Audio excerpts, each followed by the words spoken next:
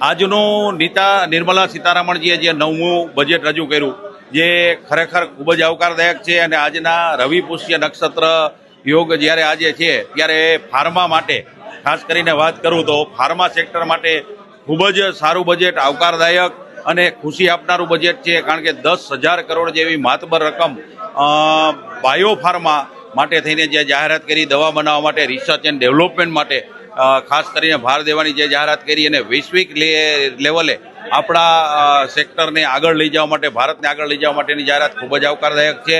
તદુપરાંત medical tourism ક્ષેત્રે ભારતને એક વૈશ્વિક હબ બનાવવા માટે 5 રિજનલ મેડિકલ ટુરિઝમ સેન્ટર બનાવવાની વાત પણ આવકારદાયક છે.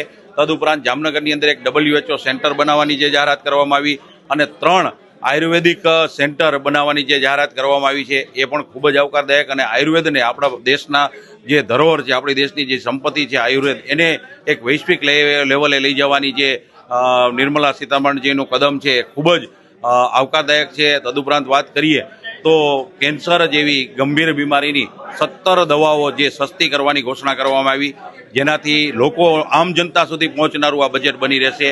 તદુપરાંત 7 ગંભીર રોગો એની દવાઓ પણ સસ્તી કરવાની જે જાહેરાત કરી છે. એટલે આફ્ટર ઓલ ભારતની પ્રજાને, ભારતના લોકોને સુખાકારી માટે થઈને જે ખર્ચો છે એ ઘટશે અને લોકો સુધી પહોંચનારું બજેટ બની રહેશે.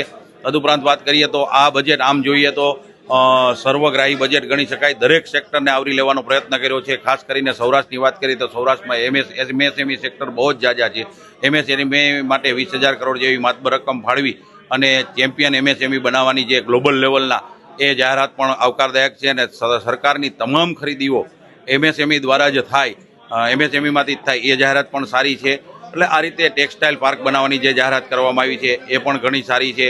રેર અર્થ મેટલ માટે આપણે જે બીજા દેશોના ડિપેન્ડેબલ છીએ એમાં પણ આપણે ઓરિસ્સા, આંધ્ર આ બધા રાજ્યોને જે આખો કોરિડોર બનાવવાની જાહેરાત કરવામાં આવી એ પણ બહુ આવકારદાયક અને સારી છે. એટલે આમ જોઈએ તો બજેટ છે એ તમામ સેક્ટરને આવરી લેનારું અને લોકોને માટે ઘણું જ આશાસ્પદ બજેટ છે.